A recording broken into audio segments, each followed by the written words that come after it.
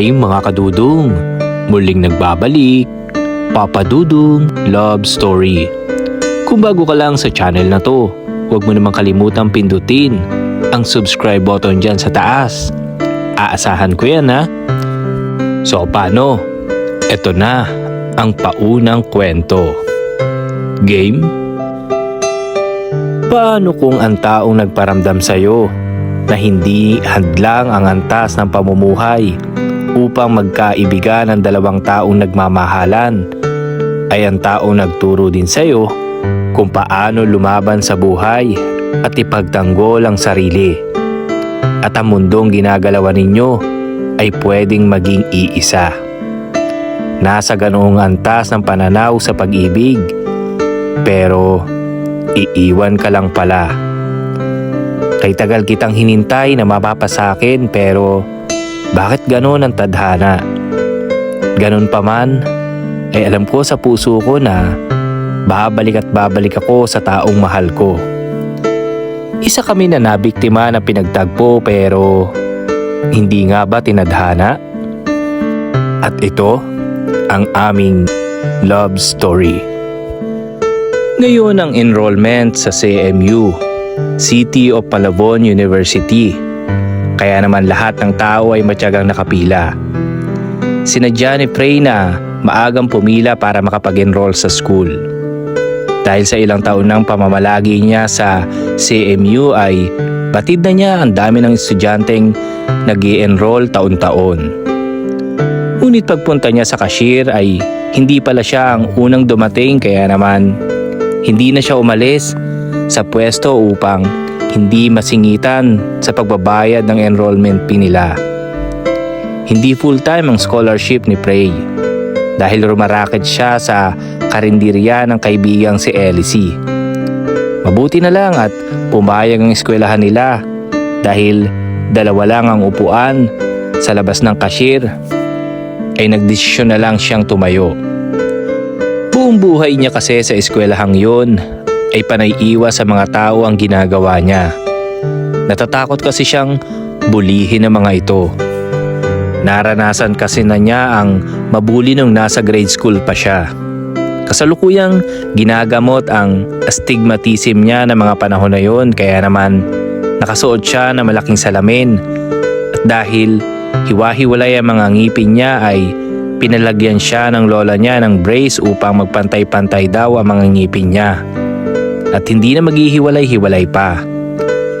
Kaya Betty Lapea ang tawag sa kanya ng mga classmate niya. Ang lola Clara niya ang nagpaayos ng ngipin niya. At ito lang ang tanging meron siya dahil maaga naghiwalay ang mga magulang niya. 2 taon pa lang siya ay ang lola Clara na niya ang mag-isang bumuhay sa kanya. Kaya naman bilang ganti ay pinag-iigihan niya ang kanyang pag-aaral. Oh, andito pala si Frey eh. Oh Frey, alam mo na ha? Anang ng kaklase niyang si Gerlin. Si Gerlin ay classmate niya noong elementary pa lamang siya. Madalas siya nitong ipahiya at utos-utusan. May mga kasama din itong mga bully. Sila Matilda at Hilda ang kambal na kampo ni Gerlin. Oo nga Frey, ito yung reg form namin oh. Ikaw nang bahala dyan ha. Pag hindi ka pumayag, humanda ka sa amin. Ani ni Hilda kay Frey at naagaw naman ang atensyon nila na magsalita ang lalaking nasa unahan ni Frey. Oops, bawal singit mga miss. Hindi na tumatanggap si cashier ng multi-transaction kaya nakakahiya naman sa mga kanina pa nakapila sa likod. Umaga pa lang andito na sila tapos kayo kararating nyo lang. Gusto nyo na kaagad na nasa unahan? Hindi naman tama ata yun. Anang ng lalaki sa unahan ni Frey dahil sa lakas ng pagkakasabi nito ay nag-react na din ang mga nasa likod ng mga ito. Oo nga, hindi naman pwede yung ganyan.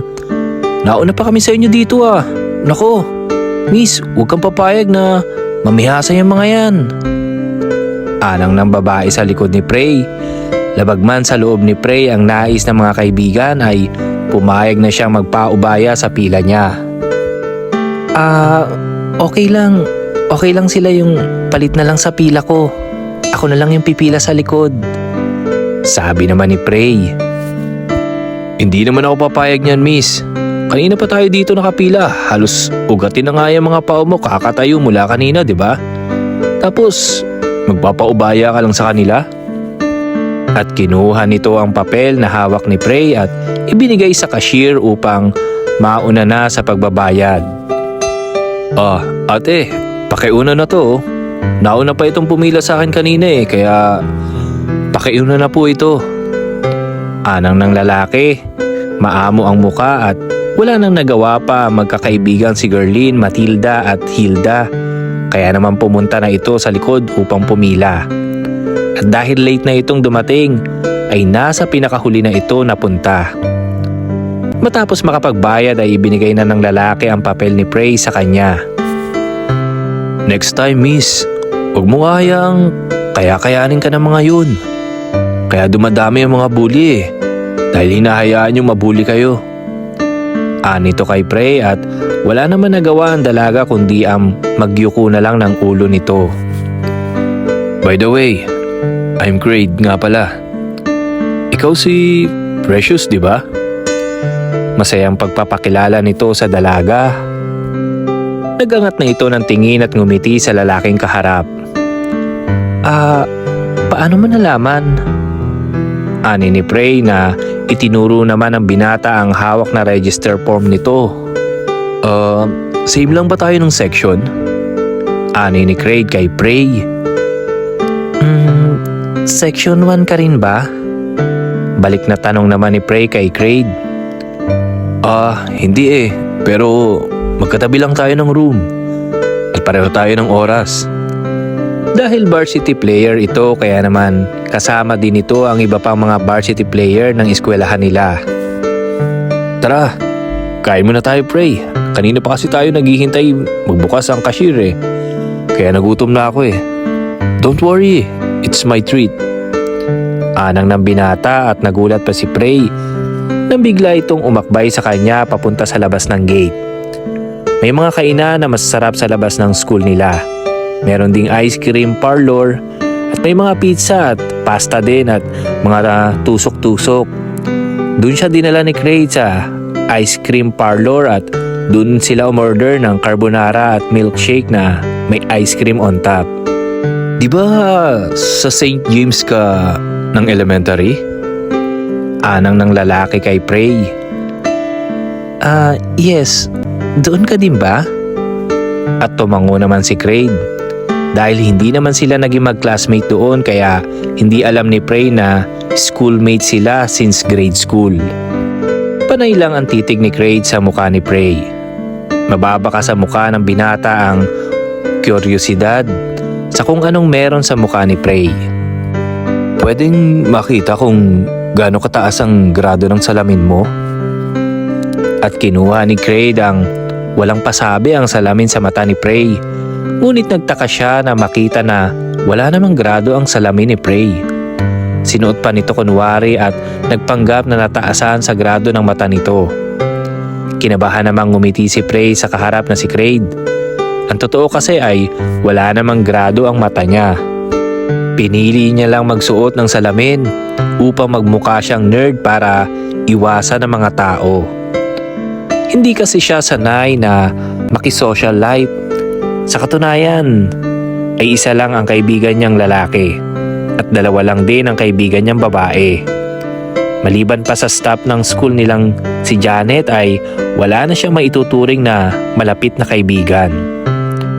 Bago ibalik ni Craig ang salamin ni Prey, ay pinakatitigan na muna niya ang dalaga. Lalo itong gumanda na matanggalan ng salamin. Simple itong manamit, walang kolorete ang muka pero sadyang mapupula mga labi nito.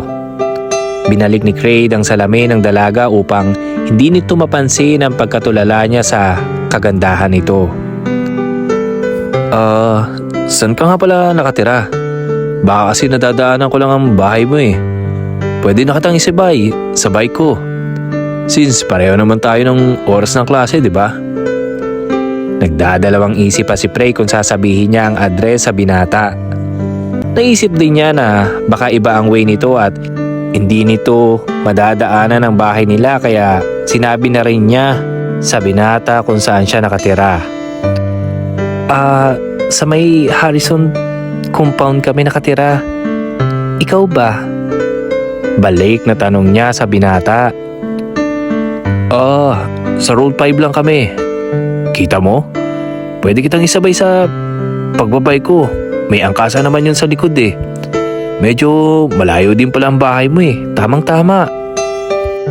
Biglang pinagpawisan ng malamig si Prey. Sa isiping, iisang direksyon lang pala ang bahay nila. Mas malapit nga lang siya ng kaunti kaysa sa bahay nito. Akala pa naman niya ay mahihindian niya ito dahil sa pagkakaiba nila ng direksyon ng uuwian. Sa Monday ha, dadaanan kita sa bahay niyo ha. Para hindi ka na maglalakad. At nakakatakot pa naman umalis ng bahay sa umaga. Lalo na, babae ka pa naman. Ani ni Craig sa kanya, kaya naman kahit labag sa loob niya ang inaalok nito ay pumayag din siya. Isang beses kasi siyang may nakasalubong na lasing sa daan. Naglalakad siya papasok sa paaralan nila. Akala niya ay gigewang-gewang lang ito dahil sa kalasingan. Yun pala ay direksyon niya ang pinupuntirya nito. At akmang hahawakan na siya ng lasing sa kanyang dibdib.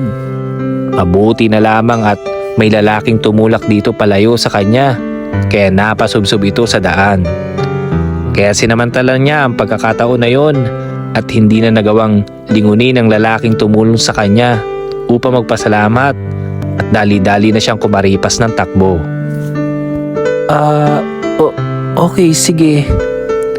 Pilit niyang tugon dito at nagtaka naman siya kung bakit mabait ito sa kanya, gayong halos lahat ng mga schoolmate niya ay iwas na iwas makipag-usap sa kanya.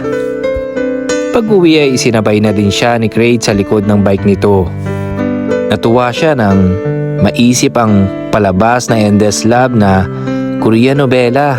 Ganun din ang bike na bidang lalaki sa likod nito na nakaangkas ang bidang babae. Nang malapit na sa bahay nila ay pinahintunay niya ito upang bumaba na siya. Iniiwasan niya kasing may makakita sa kanilang kapitbahay. Baka kasi magsumbong ito ng mali sa lola niya at maging dahilan pa para pagalitan siya ng lola niya. Usapan kasi nila ng kanyang lola ay mag-aaral muna siya at magtatapos ng college bago mag-boyfriend. Dito na lang ako. Maraming salamat nga pala sa merienda ha. At sa paghatid mo sa akin dito. Pasensya ka na ha. Kung hindi na kita maanyayahan pumasok sa bahay namin. Mga chismosa kasi yung mga kapitbahay namin dito eh. Ani ni Prey kay Craig. At naiintindihan naman ito ng binata, kaya naman hindi na din ito nagtagal at nagpaalam na para umuwi. Dahil ilang araw na lamang ay magpapasok ka na, kaya naman binasag na ni Prey ang alkansa niyang biik at simula noong bakasyon ay hinuhulugan niya ito ng perang kinikita niya sa pagiging serbidora sa karinderya ng kaibigan niyang si Elsie. Isa ito sa maituturing niyang kaibigan maliban kay John at Janet. Tuwing bakasyon ay dito siya nagtatrabaho upang makaipon ng pandagdag sa pambili ng kailangan niyang gamit sa eskwelahan. Dahil 150 lang ang sahod niya sa pagiging serbidora, ay hinahati niya ito upang hihulog sa alikansya niyang biik at ang naipon niyang 3,750 ay ibibili niya ng gamit sa eskwelahan. Ang natitira naman ay bibili niya ng uniforme at ang iba pa ay baon niya sa eskwelahan sa pasukan. Matapos makuha ang laman ng lahat ng alikansya ay nagpaalam muna siya sa kanyang lola upang mamili ng mga notebook at ballpen na gagamitin sa pasukan. Matapos niya maligo at magbihis ay humalik na siya sa abuela. Paglabas ng gate ay matyaga na siya naghintay ng jeep na sasakyan papunta sa mall na malapit sa kanila. Ilang saglit lang at may huminto sa tapat niya at agad naman siyang sumakay dito. Makalipas ang ilang minuto ay narating na niya ang entrada ng mall na pagbibilahan ng mga gamit na kailangan niya. Pagpasok ay agad niyang tinungo ang National Bookstore. Nagpaikot-ikot muna siya sa loob upang mahanap ng mga murang kwaderno at ballpen. Kumuha din siya ng plastic cover at pentel pen, pati na rin colored paper na ipangko-cover niya sa color coding na notebook nila. Matapos makompleto ang mga kailangan ay umakyat naman siya sa taas na bahagi ng mall upang tumingin ng sapatos at medyas na puti. Sa dami ng tao ay halos hindi siya makadaan ng maayos. Dahil kumpulan sa mga lugar ay may nakadisplay na sale doon. Dahil sale din ang hanap niya, kaya naman nakipagsiksikan din siya sa kumpulan. Matapos makuha ang disenyo ng sapatos na gusto niya ay agad niya naman tinungo ang mga medyas na sale. May nakita siyang buy one take one. Pag sinuman niya lahat ng medyas ay magiging 8 lahat ng pares na yon. Kung tutuusin, ang 2 lang naman ang nais niyang bilhin upang idagdag lang sa mga medyas niya. Kinuha niya ang buy one take one upang silipin ang presyo, ngunit laking gulat niya nang mahahawakan niya ito ay may iba ding nakahawak dito. Nanlaki ang mga mata niya nang pakatitigan ang isa pa nakahawak dito. Nagtaas na lang siya ng tingin nang marinig niyang tinawag nito ang pangalan niya. Pray! Anang ng boses ng lalaki. Oh, Creed, ikaw pala yan. Oh, kukunin mo ba tong socks na to? Ani ni Creed sa dalaga. Ha? Ang mahal eh. 2 pares lang naman ang kailangan ko eh. Ani ni Prey kay Creed. Ano ka ba? Mura na ito oh. 8 pairs po oh.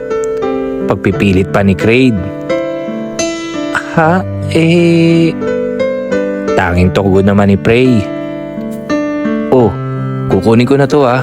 Pero sa'yo na yung take one ito.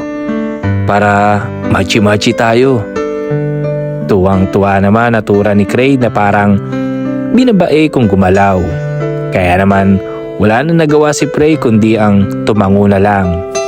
Dahil 400 ang halaga na nasabing medyas ay makikihati na lang siya sa presyo nito. Kaya naman ang babayaran na nila ay inabutan niya si Creed ng 200 pesos. Oh, para na saan naman to? Kunot na tanong ni Creed. Para sa medyas yan, di ba? Sabi mo, sa akin yung take one? Nakangiting saad naman ni Prey. Yes, pero hindi mo na kailangan bayaran pa yun. Ani naman ni Creed. Ha? Bakit? Hindi ko ba bayaran? Nakakahiya naman kung ganun. Ani pa ni Prey at panay-panay ang iling ng ulo at kamay nito. Okay lang yun. Di ba sabi ko nga gusto ko machi-machi tayo? At tinulit na naman ito ang kilos na baklang galaw. Sige na nga. Matapos nilang bayaran ay sinilid na ni Creed ang naturang bagay sa mga dala ni Prey at si Creed naman ang nagbuhat. Nahihiyaman si Prey ay wala na siyang ginawa dahil mapilit itong si Creed, kaya naman nagpatinuod na lamang ito sa binata. Nabili mo na ba lahat ng kailangan mo? Ani ni Creed. Oo, okay na to. Sa susunod na lang yung iba. Sabi naman ni Prey. Oh, bakit? Ano pa ba yung kulang mo? Seryosong tanong nito sa dalaga. Wala na. Okay pa naman yung mga shorts at panloob ko eh. Ani ni Prey sa binata at nagyuko na lamang ng ulo.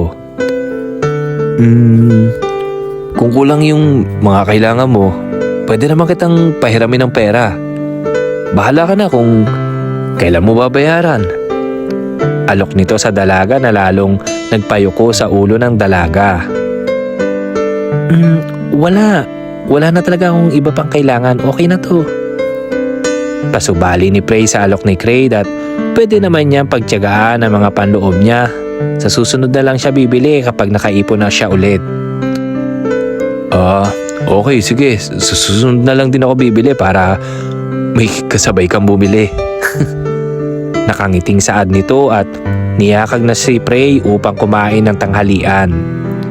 Nahihiyaman si Prey pero gaya ng dati, ay wala siyang nagawa kundi tanggapin ang pagkaing inilibre sa kanya ni Craig. Matapos kumain ay inaya naman siya nitong manood ng sine. Tulad pa rin sa pagkain ay ito pa rin na nagbayad, kaya naman wala na nagawa si Prey kundi ang samahan at itong manood ng sine. Sa loob ng sinehan ay maraming nakitang naglalampungan si Prey. Hindi man niya gusto ang nakikita ay wala naman siya magawa, kaya buong atensyon niya na lang ang pinapanood ang palabas. Dahil nakatuon ang atensyon ni Prey sa pinapanood ay malayang napapagmamasdan ni Craig ang maganda mukha ni Prey.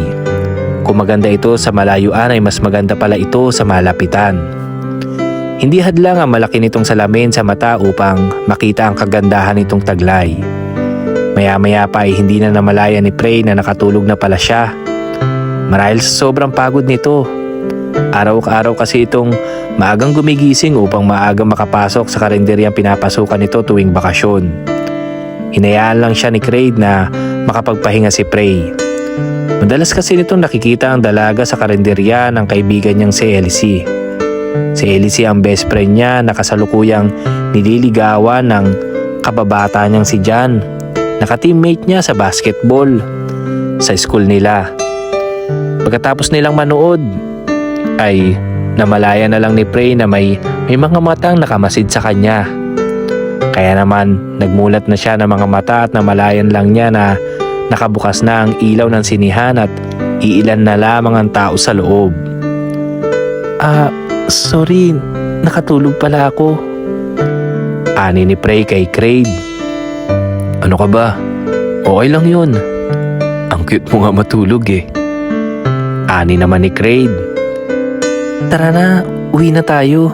Baka hinahanap na din ako ni Lola Clara eh. Yakag naman ito kay Craig. Sumabay na siya kay Craig sa pag-uwi. Si Craig na din ang namasahe sa kanya pa uwi at magbobolontaryo pa sana itong ihatid siya sa bahay nila. Pero tumanggi na siya. Ito kasi ang mauunang bumaba ng sasakyan, kaya naman pinauna niya itong bumaba. At nakatanaw na lang ito sa kanya hanggang sa makaalis ang sinasakyan niyang jeep. Itutuloy. Hi mga kadudong! Nagustuhan niyo ba ang part 1 na kwento? Kung bago ka lang sa channel na to, huwag mo naman kalimutang pindutin ang subscribe button dyan sa taas. Aasahan ko yan ha. So paano? See you sa next episode. Ano naman kaya ang susunod na mangyayari? Abangan mga kadudong. Bye-bye!